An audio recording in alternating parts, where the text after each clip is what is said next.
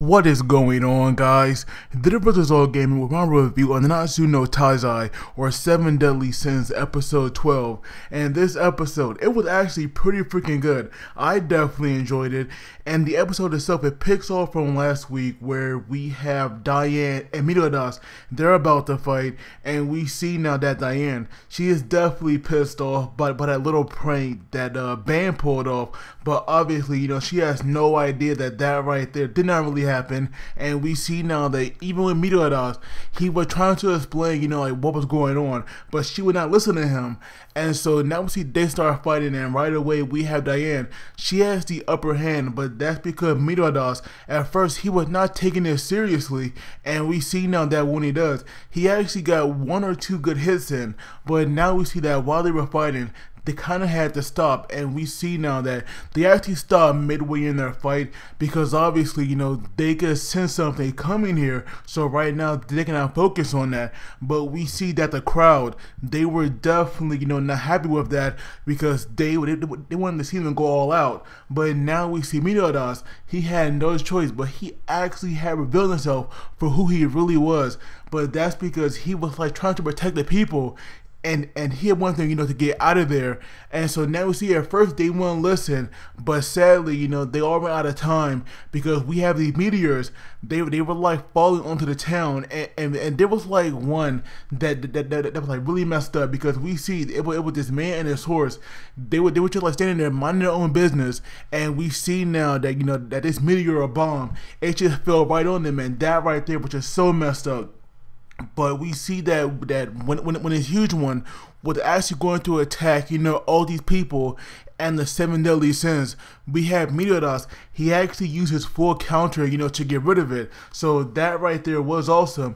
And so now we see that, like with all the destruction going on, these people, they have finally decided, to get out of there.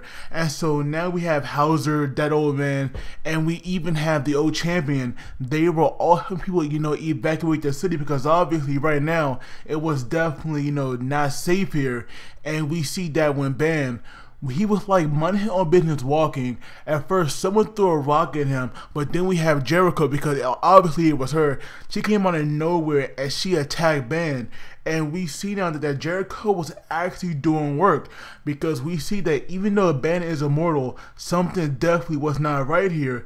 As his wounds were not closing, and he was actually not healing. So somehow Jericho, now she has the power to kind of negate his immortality, and that right there, you would think it's impossible, but obviously, excuse me, like the fact that his wounds would not close, that right there proves that like Jericho powers are like somehow a perfect counter, for Ban. And we see now that with Meliodas, when he was fighting what's the name, Guila. I'm still probably saying her name wrong, but I definitely know you guys know who I'm talking about. We see that even her, she now has some like power increase, as we saw her use like this chain explosion attack, and that right there actually did her Meliodas. And so now we see Ban and Meliodas, but both of them like struggling. But the Band fighting Jericho, that right there, to me, that right there was the more interesting one because Jericho definitely had this like grudge against Band because after what he did to her, like that right there was just like so embarrassing because obviously Jericho definitely had the rough already because she had to pretend to be a man, and so like what with her secret out now. And now with her finally accepting like she's a woman and she now had this like much greater power, she now wants Bang to take responsibility for that. And so now we see that like Hawk and Elizabeth, those two are like running around, but we see that we see that when definitely what happened good for Ban and Meliodas, we have King because King was like also out there helping people evacuate. And now that he came back to see that like his karmas have fallen, obviously, he was worried. And so we see that Guila, she was definitely not going to underestimate him because as soon as she had the chance, to attack King, she took that. And that right there was crazy because we see both of them working so well, and they could not touch King.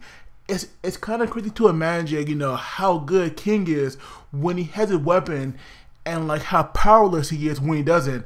Because King right now, this guy was doing work. We saw him bringing out these forms, and we saw him pretty much, you know, wrecking those two, and those two were like doing so much damage, you know, to Meliodas and Ben. It's like kind of crazy to see, you know, how different, you know, a seven WC member could be if they don't have, you know, their sacred treasure. But now we see that after, you know, King had pretty much, you know, wiped the floor with them, he had told Hawk to take Meliodas and Ben, you know, to like a very safe location, because obviously those two can't do much right now. And King has some questions for them, because right now, you know, like their real objective, it was not the 7 deadly sins. It turns out they were only here for Elizabeth, and they were also here for Meliodas' sword. Now we have no idea why they want a sword, because it's kind of weird how they want you know, a broken blade, because that right there is a bit strange if you like really think about it. But now we see that, you know, after Hawk had carried off Ben and Meliodas, we have Elizabeth. She was like praying for them, and so we see her now, you know, like now we see that, you know, while she was praying, her body was actually returning back to normal. But then we have Diane, who actually went to go get, you know, her sacred weapon, and it was like actually gone. And that right there, you know, was surprising, because where in the world could a huge hammer like that disappear to? But now we see just like elderly man, he was like kind of hurt because he was caught in Guila explosion. But now we see a Hauser, he came there, and he was planning to arrest, you know, Diane. But that right there was hard for them, hard for him. Because we see now that once again, he had brought up, you know, what happened 2 years ago. And Diane told him that, you know, that she didn't do it. Because obviously we all know that the 7 deadly sins, they are innocent. And so we see now that this other, you know, that this other holy knight, he came out of nowhere, and this guy was weird. He was like making some weird dance movements, but what he can do was he actually can control gravity. And so we see now that when he made the gravity around Diane heavier, she actually knew this where he could be dangerous for the old man, and so she actually threw him, you know, to Hauser. But now we have her falling in this huge, you know, in a huge crater, I guess you could say. But now we have no idea, you know, like what can happen to her.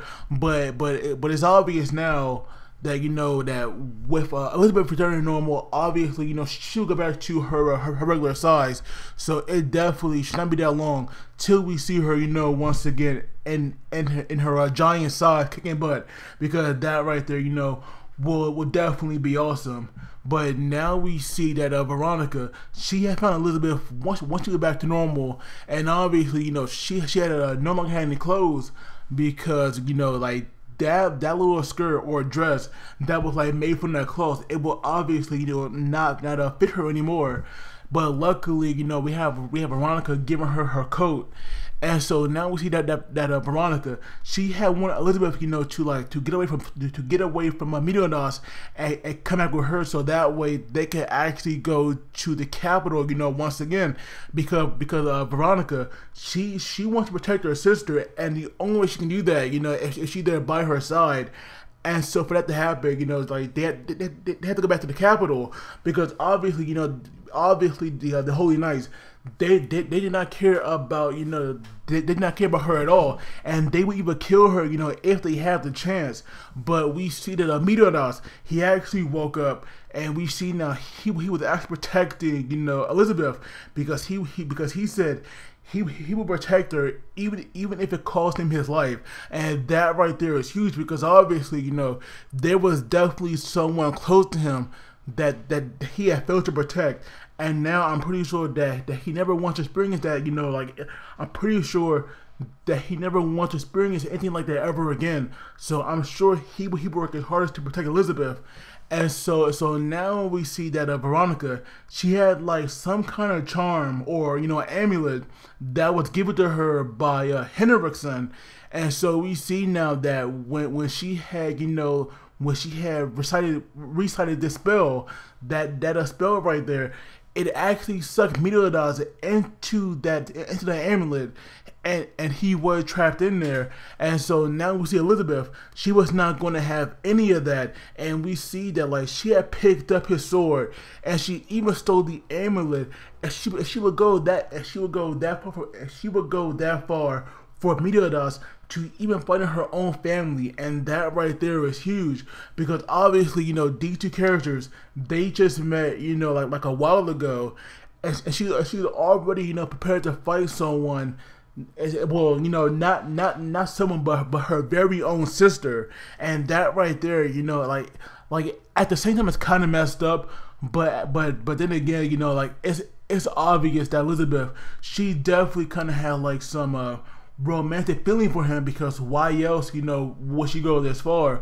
But sadly, Veronica, she could not free him, and we see that, you know, after Elizabeth tells her that she hit Veronica, we see now that her big guy, Grimior, yeah, like I'm pretty sure that was his name, Grimior. We see now that, you know, that he actually used his wall, you know, to like seal her up, because that right there would be the way, you know, they like take her back. But now go back to King, you know, fighting against, you know, Jericho and Guila. And obviously, you know, right now, even though he was winning, you know, he still had a few questions for them, because right now he could not sense Diane, because we have no idea what happened to her. And Meliodas, you know, he was like sealed up, and even Ben, you know, his wounds, they are not healing, and right now his powers, they are definitely decreasing as well. But we see that when he brings out, you know, this like new form that will like this giant plant that could actually shoot lasers, we see out of nowhere it was like cut in half. And not only that, you know, because that right there was cut, his weapon, it was also damaged as well. And so now we see the one that was actually behind us. It was a guy named Helbram. Hopefully I'm saying his name right, but this guy right here, he was actually pretending to be the referee.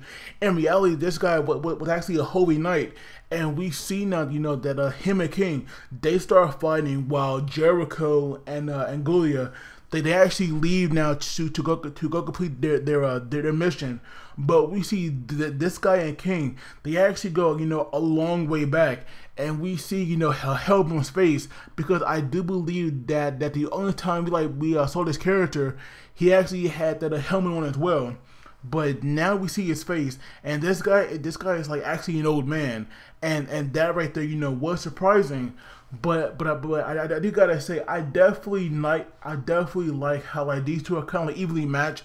But King definitely has a lot of work ahead of him, because his stamina is like very low, which is why now, you know, we see like we always see King fighting at like, you know, a range, because obviously he can control the weapon from like a very safe distance, and so that right there was like definitely, you know, kind of impressive. But now we see that even when it came to like close range, King was definitely doing stuff. But now we see he actually got hurt by a Helbram sword, but at least now, you know, we saw Helbram's face. And so we see that when Grimoire, he would not remove that barrier that was around Elizabeth, you know, we had Ben, he finally got up, and he actually threatened Veronica, but sadly that right there did not last long, as Jericho and Guila came there. And it was definitely kind of hilarious, you know, how like Ben got her name wrong, and Jericho actually corrected him. But I do wonder if he did it on purpose. But now we see, you know, that like after Ben had went down, Hulk actually tried, you know, to do something. But obviously, like as usual, Hulk is definitely a comedy relief character. So there's no way he could like actually save someone. But we see now that when, you know, Elizabeth, when like she was freed, and she actually couldn't do much, you know, she like ran off, and Veronica was like chasing her. But now we have Guila and Jericho. Obviously, you know, they did not care about the safety of the princesses at all. And so Grimoire, he had no choice but to actually, seal them up. But that right there is where he learned that obviously, these two had planned something, and we see what that was actually an explosion. And so we see that when Elizabeth, when like she had triggered it, we have Veronica pushing her out the way, and Veronica actually taking that explosion all by herself, leaving Elizabeth, definitely, like protected, while she just got so messed up. But luckily, she did wake up, but sadly, she had passed out again, and so now, like it's like definitely unsure whether she's like dead or not, but it was definitely implied in the episode that like she had died. So we have no idea, like what's really going on. But obviously, with like Grimoire, with him, so shaken up by this, his powers actually deactivated, and that right there freed Jericho and Guila. And so now when he actually went after, Elizabeth, and we see her now, holding her sister, crying out. She actually called for a Meliodas, because obviously, right now he's the only one that can actually protect her. And after she had called for him, again and again, that right there is where we see the amulet, breaking. And that right there is where we see that like he actually, freed himself. But right now he is definitely not the same Meliodas, because now we see that like he had this like huge black mark over like most of his body. So right now, and especially with that look in his eyes, you can definitely see that like that right there is not the Meliodas that we're like all familiar with. But like I said, the episode, like, cause that right there went in it, that right there is where it ended. Like, to me, the episode was definitely good. I enjoyed it. We got a ton of action and some pretty good, we got some pretty good story progression as well. And so for me personally, I'm actually going to give the episode probably an 8 out of 10.